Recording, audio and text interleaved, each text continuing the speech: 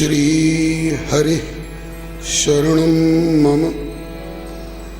श्री हरि गुरु वैष्णव चरण कमलेभ्यो नमः।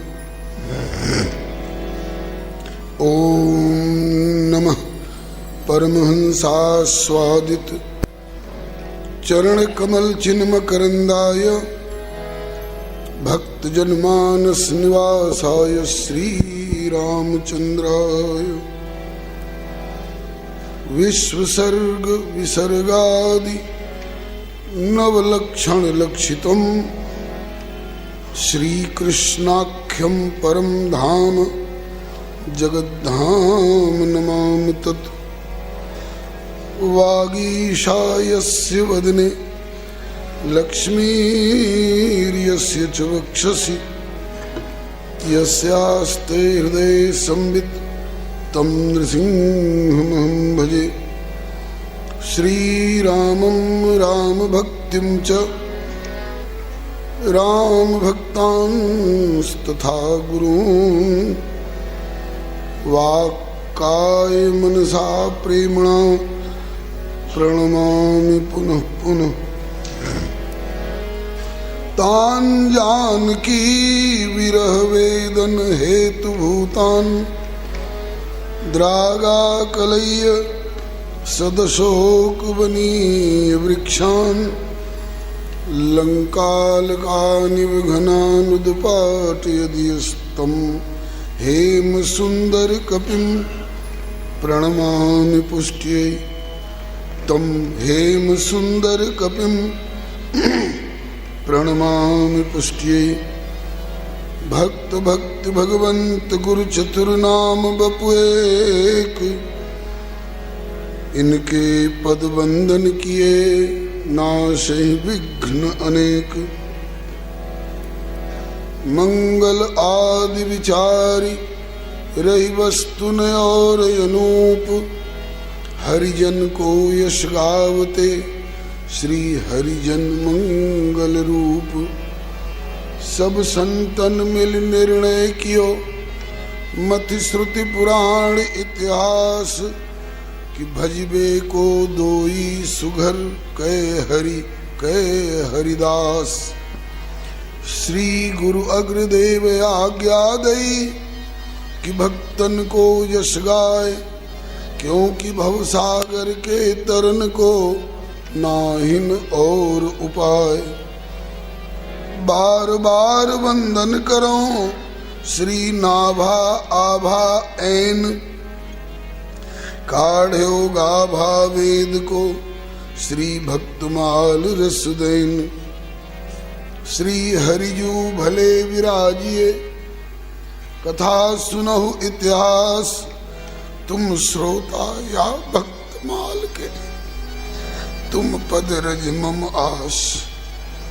तुम पीछे जो और हो श्रोता हैं रस खान तिनके सकल मनोरथ पुरवहु श्री भगवान।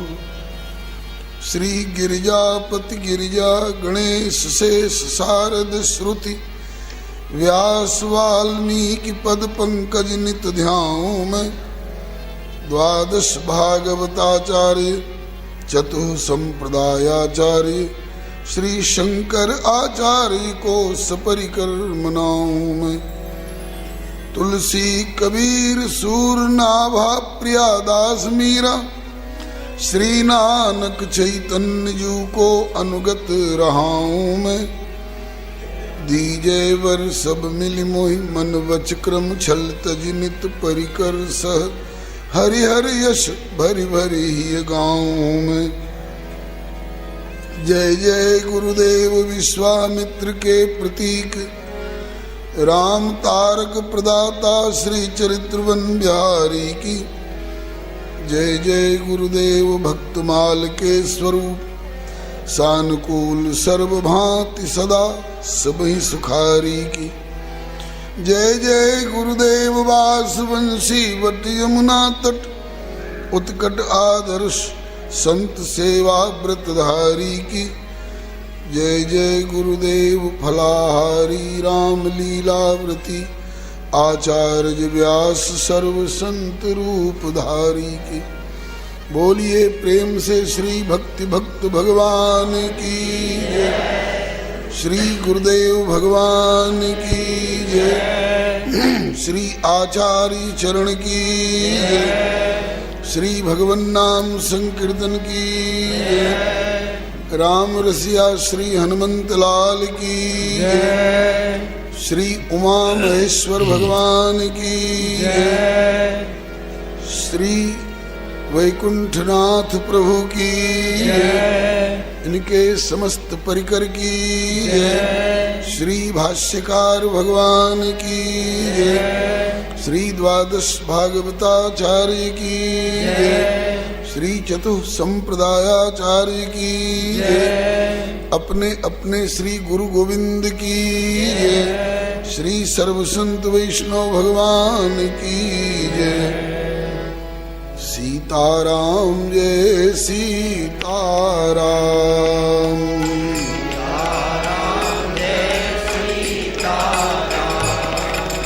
राधे श्याम जय राधे श्याम। राधे श्याम जय राधे श्याम। सीताराम जय सीताराम। सीताराम जय सीताराम। राधे श्याम जय राधे श्याम।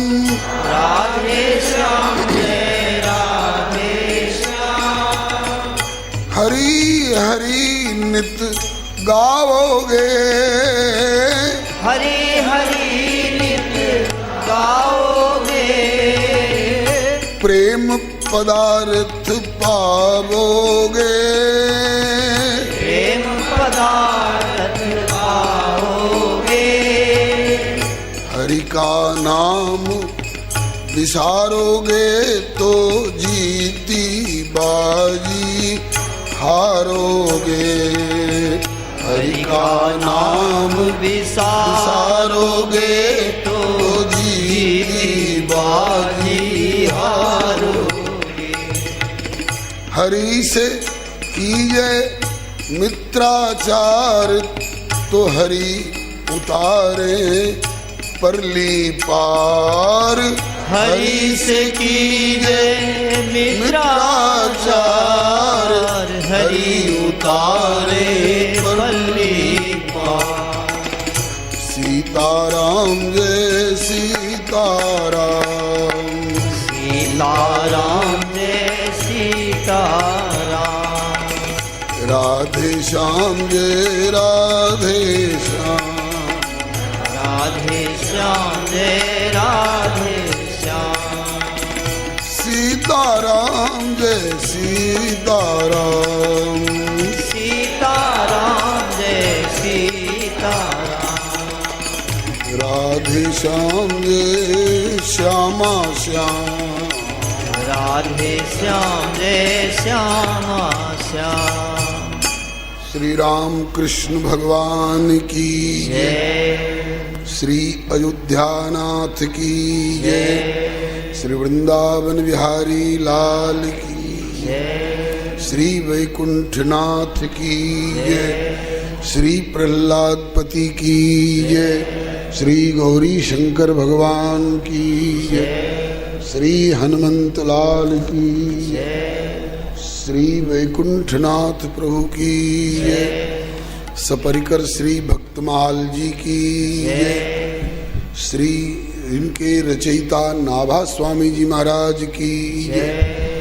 टीकाकार श्री प्रियादास जी महाराज की जय। इनके युगल गुरुदेव की जय। श्री हरिवल्लभ सरकार की जय। श्री सर्वसंत वैष्णव भगवान की जय। हम सब अतिशय भाग्यशाली हैं जो भारत भूमि में मानव शरीर प्राप्त कर श्री वैकुंठनाथ प्रभु के चरण सन्निधान में सत्संग गोष्ठी में समवेत होकर भगवत भागवत यश गायन एवं श्रवण का सुअवसर प्राप्त कर रहे हैं। यह अवसर किसी प्रभु के विशेष लाडले कृपा पात्र को ही प्राप्त हुआ करता है। भक्तमाल ग्रंथ जिनके लिए नया जैसा लगता है, उन महानुभावों से थोड़ा सा संक्षिप्त परिचय दे दिया जा रहा है। आदि काव्य वाल्मीकि रामायण में श्री रामचंद्र प्रभु के त्रेता वाले अवतार की गाथा गाई गई है और श्रीमद् भागवत में समस्त अवतारों की गाथा गाई गई है, किंतु श्री कृष्णावतार की गाथा दशम स्कंद में विशेष रूप से गाई गई है। प्रभु ने सोचा कि मेरी गाथा तो खूब गाई जा रही है, मेरे प्यारे प्यारे भक्तों की गाथा भी गाई जाती। मैंने लीलाएं की हैं, आनंद आता है उनको सुन करके गा करके, लेकिन सुन करके गा करके ही लोग लाभान्वित हो सकते हैं। मेरी प्रत्येक लीला को सब लोग अपना नहीं सकते। मैंने गोवर्धन उठाया, सब लोग गोवर्धन नहीं उठा सकते। मैंने 101 फण वाले काली नाग के मस्तक पर नृत्य करके उसको रौंदा। सभी लोग काली नाग के मस्तक पर नृत्य वाली लीला को नहीं अपना सकते। मैंने रास क्रीड़ा की, सभी रास क्रीड़ा के अधिकारी नहीं है। मेरा द्वापर में 16,108 ब्याह हुआ। प्रत्येक पत्नियों से 10-10 पुत्र और 1-1 कन्याएं प्रकट की। ये सबके वश की बात नहीं है। भगवान की कुछ लीलाएं ऐसी हैं जो अपनाई जा सकती हैं। मैंने सुदामा जैसे गरीब मित्र को संपत्ति देकर के मदद की, तो इसको लोग अपना सकते हैं। मैंने चीर हरण के समय में द्रौपदी के वस्त्र को बढ़ा करके उस बेचारी की लज्जा रखी, इस लीला को अपनाया जा सकता है। मैंने सवेरे सवेरे उठते ही उठते माताजी को, पिताजी को, गुरुजी को प्रणाम किया, इस लीला को सब अपना सकते हैं। ईश्वराणाम वचः सत्यम तथैवाचरितम क्वचित। ईश्वर कोटि के महानुभावों की लीलाओं को उन्होंने जो हमारे लिए उपदेश किया है उनको मानना श्रेयस्कर है, और उनके द्वारा आचरित क्रियाओं को क्वचित क्वचित, कोई कोई जो हमारे अपनाने योग्य हैं। लेकिन भक्तों की जो क्रियाएं होती हैं वो सब अपनाने योग्य ही होती है। भगवान की क्रिया को कोई अपना ले, उन क्रियाओं को जो अति मानुषिक सुपर ह्यूमन एक्टिविटीज, अति मानुषिक, जिनको जीव कर ही नहीं सकता, करे तो विनाश को प्राप्त होगा।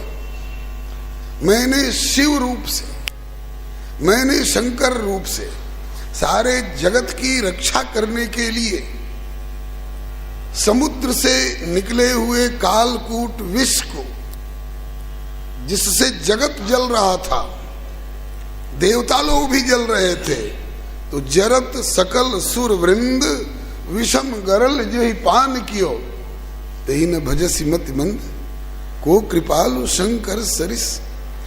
मैंने समुद्र से निकले हुए हलाल कालकूट विष को पान किया, शौक से नहीं, नशेबाजी के लिए नहीं, जगत जल रहा था जगत की रक्षा के लिए। मैं ईश्वर हूं, मैं तो ऐसा कर सकता हूं। लेकिन मेरी देखा देखी अगर कोई जीव सोचे कि वाह, जब शंकर जी जहर पी सकते हैं तो हमको जहर पीने में क्या लगता है, कहते पी के देखो बेटे, वो जहर ही बता देगा कि तुम्हारा क्या लगता है। शंकर जी ने विष पान किया तो जगत की रक्षा हुई, स्वयं भी बरकरार हैं, और तुम विष पियोगे तो तुम्हारा पोस्टमार्टम होगा। शंकर जी ने विष पिया तो विष को अपने अधीन रखा, और तुम विष पियोगे तो तुम विष को अपने अधीन नहीं रख सकोगे, तुम विष के अधीन हो जाओगे। तो जो तुम्हारे अपनाने योग्य है उन लीलाओं को तो अपना लो, लेकिन जो उनकी अतिमानुषिक क्रियाएं हैं उनको उन्हीं के लिए रहने दो। हाँ, भक्तों की जो क्रियाएं हैं, सुदामा भैया ने गरीबी की स्थिति में भी जिस संतोष को, जिस निष्कामता को, जिस ज्ञान वैराग्य और भक्ति को अपना करके रखा है, वह हम सब लोगों के लिए अपनाने योग्य है। शबरी माता ने बचपन से ही जो भगवान की भक्ति और सत्संग में मिलने वाली आत्मा की खुराक के पीछे अपने आप को न्यौछावर कर दिया। उस शबरी माता के आदर्श को हम भी अपनावें। स्वामी श्री विवेकानंद भी वकालत कर सकते थे कि नहीं? जजी कर सकते थे कि नहीं? वो अगर इलेक्शन में खड़े होते तो प्रधानमंत्री होने की और राष्ट्रपति होने की क्षमता उनमें थी कि नहीं? सब कुछ हो सकता था, लेकिन उनके लिए गुरुदेव स्वामी श्री रामकृष्ण देव परमहंस जी ने कहा प्रथम समागम में, नरेंद्र तू इतनी देर से आ रहा है, बेटा जिस काम के लिए तू आया है वो तेरा सारा काम अधूरा पड़ा है। उस बीए के छात्र, उन दिनों के नास्तिक नरेंद्र को पता नहीं था कि मुझे किसने भेजा है और किस काम के लिए मैं आया हूं। इसका निर्देशन कौन करेंगे जिनके अंतःकरण में इनका अतीत भी, वर्तमान भी और भविष्य भी स्पष्ट दिखाई पड़ रहा है। वो स्वामी रामकृष्ण देव परमहंस निर्देशन करेंगे, बेटा तेरा ये कर्तव्य है,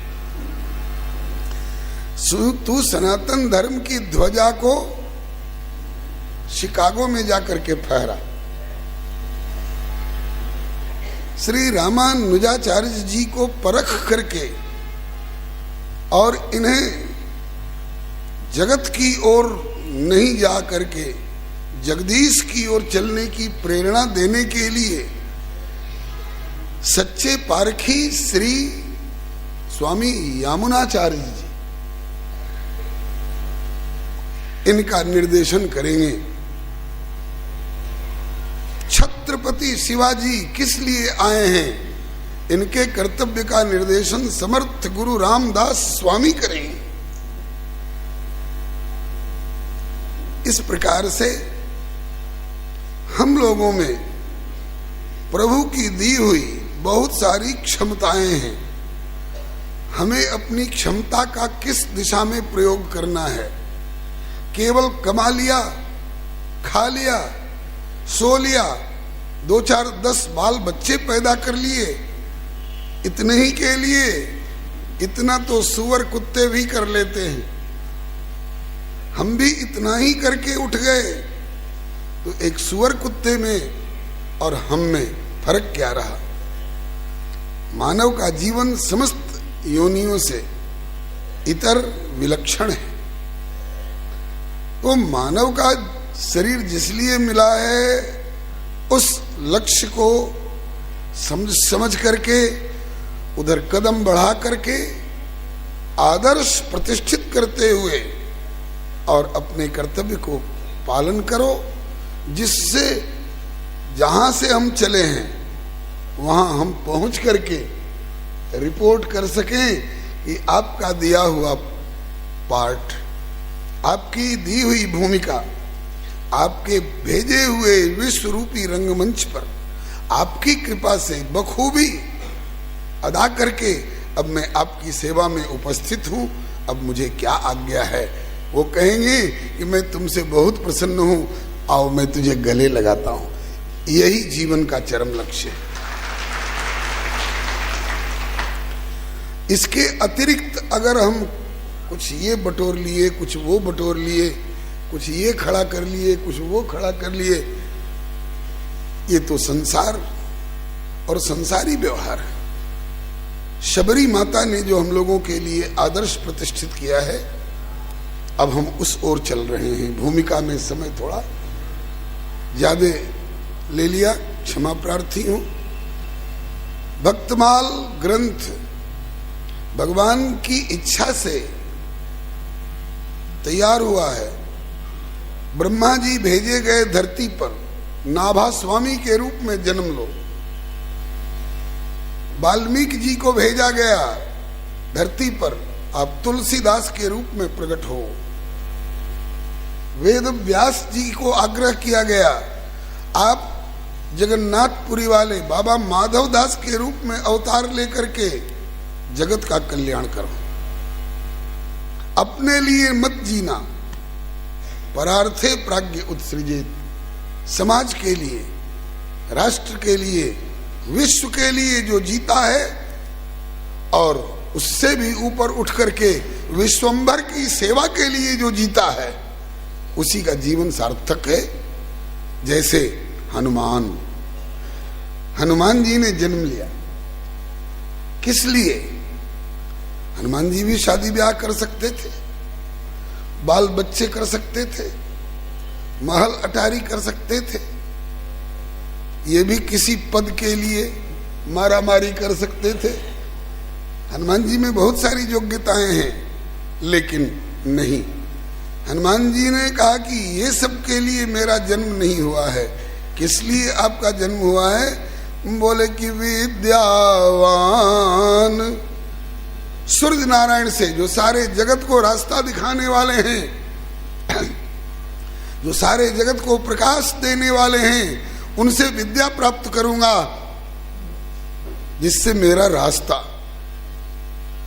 और मेरा जीवन प्रकाशमय हो, जिससे सही रास्ता देख सकूं।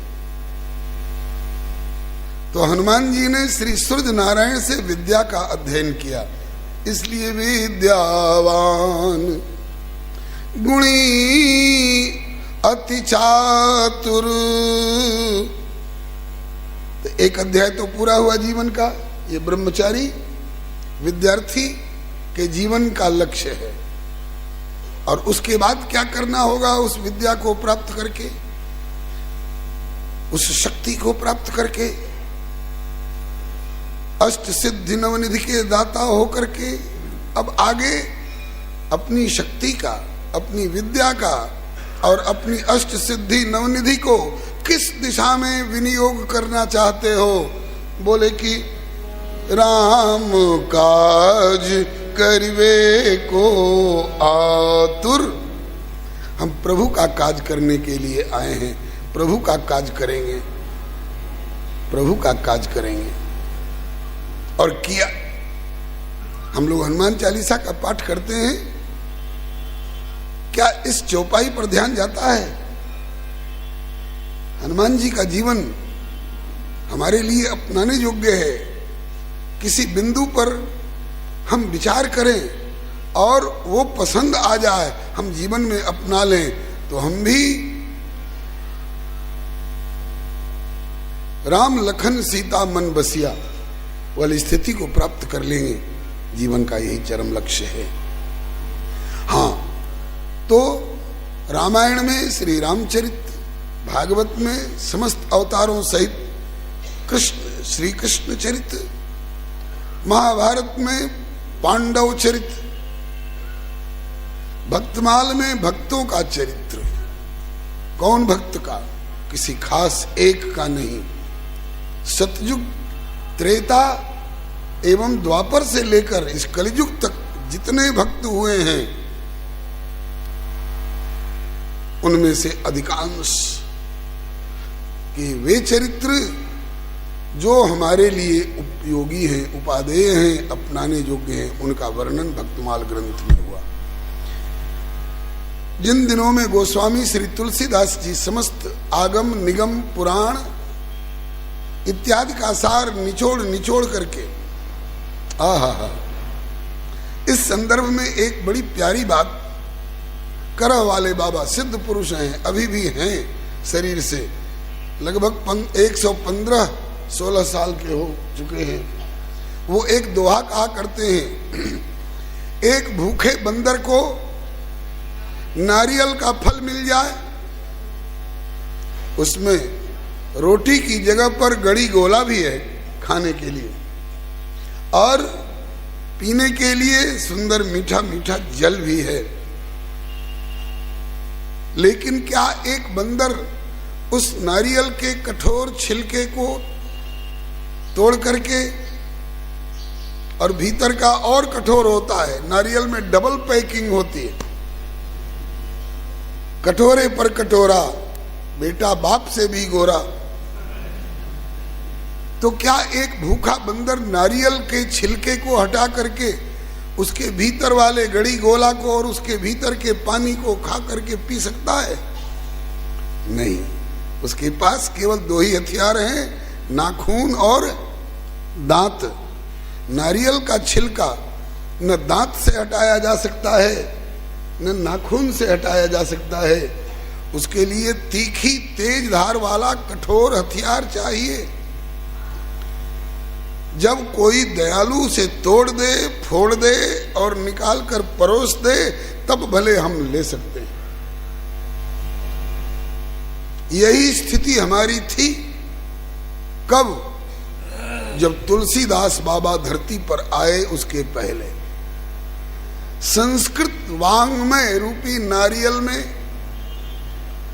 संस्कृत भाषा रूपी नारियल में हमारी आत्मा की भी खुराक, हमारी शरीर की भी खुराक भरी हुई थी, लेकिन हम भूखे बंदर बन गए थे। संस्कृत के शब्दों का अर्थ हम तोड़कर फोड़कर नहीं निकाल पा रहे थे। तो यही दया की हमें हमारे ऊपर श्री गोस्वामी तुलसीदास जी ने। श्री करह वाले बाबा का दोहा है, कहते हैं कि संस्कृत भाषा नारियर, संस्कृत भाषा नारियर, फोरत में कठिनाई, गड़ी फोरी तुलसी धरी, अब जो चाहे सो खाए। इसमें कितने लोग बैठे होंगे जिनसे पूछा जाए कि 4 वेद कौन कौन है, नाम भी नहीं बता सकेंगे। 4 वेद का बता भी दे तो 4 उपवेद कौन कौन है, नाम भी नहीं जानते होंगे। 18 पुराण कौन कौन है, 6 शास्त्र कौन कौन है, नाम भी नहीं जानते होंगे। कदाचित 4 वेद, 4 उपवेद, 18 पुराण, 6 शास्त्र पुस्तक के रूप में लाकर आपके सामने सुलभ भी करा दिया जाए, तो जितने दिन की जिंदगी है और जितनी बुद्धि आपकी है, उसके अनुसार सबको अपने जीवन काल में पढ़कर सबका निचोड़ निकाल सकोगे? है इतना समय, है इतनी विकसित बुद्धि? तब तो हमारे लिए वो नारियल ही रह हो गया ना। लेकिन वाह रे गोस्वामी तुलसीदास जी, आपका हम उपकार मानते हैं। आपने उसे तोड़ करके फोड़ करके हमारे सामने रख दिया, आपका हम उपकार मानते हैं। सारे वेदों का, उपवेदों का, पुराणों का, शास्त्रों का सार निकाल कर परोस दिया। अब हम धनी हैं, अब हमारी भूख मिट सकती है। लेकिन उसमें भी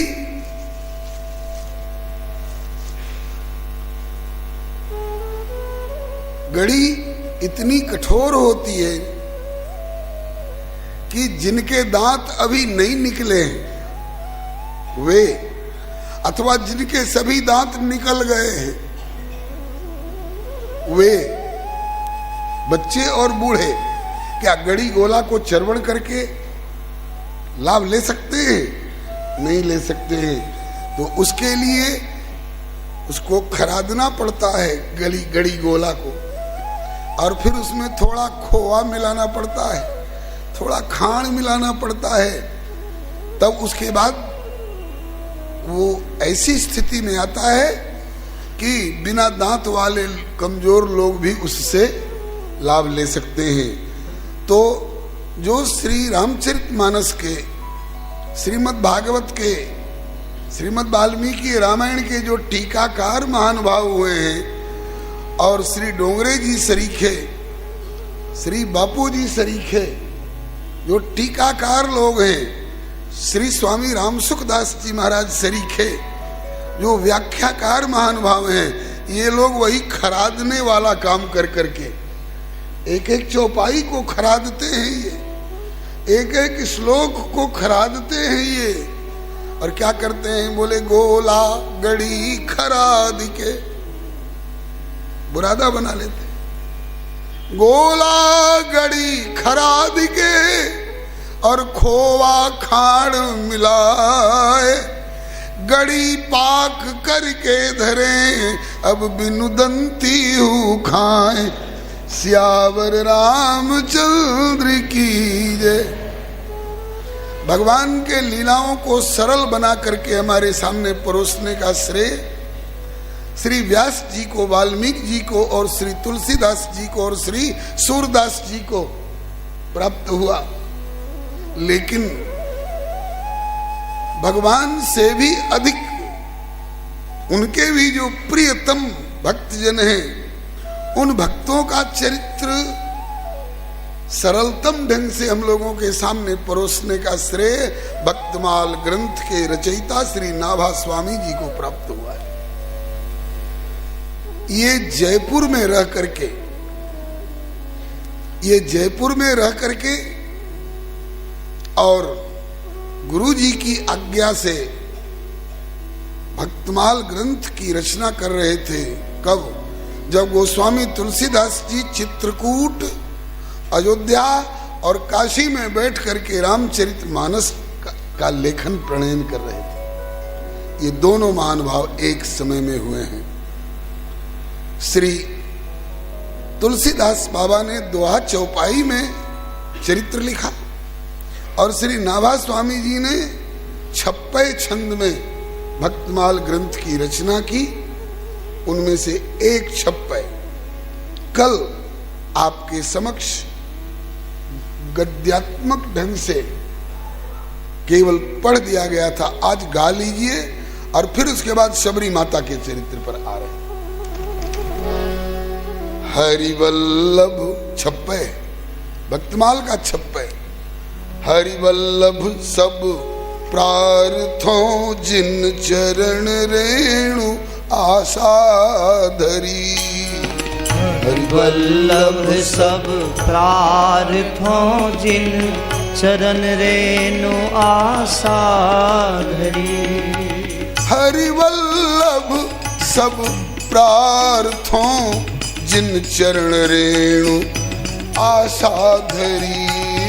हरिवल्लभ सब प्रार्थों जिन चरण रेणु आशा धरी। कमला गरुड़ सुनंद आदि खोड़स प्रभु पद रति। कमला गरुड़ सुनंद आदि खोड़स प्रभु पद रति। हनुमंत जाम्बवंत सुग्रीव विभीषण शबरी खगपति। हनुमंत जाम्बवंत सुग्रीव विभीषण शबरी खगपति। ध्रुव उद्धव अम्बरीश विदुर अक्रूर सुदामा। ध्रुव उद्धव अम्बरीश विदुर सुग्रीव सुदामा। चंद्रहास चित्रकेतु ग्राह गज पांडव नामा। चंद्रहास चित्रकेतु ग्राह गज पांडव नामा। कौसारव कुंती बधू पट ऐचत लज्जा हरी। कौसारव कुंती वधू पटे चत लज्जा हरी। कौसारव कुंती बधू पट ऐचत लज्जा हरी। कौसारव कुंती वधू पटे चत लज्जा हरी।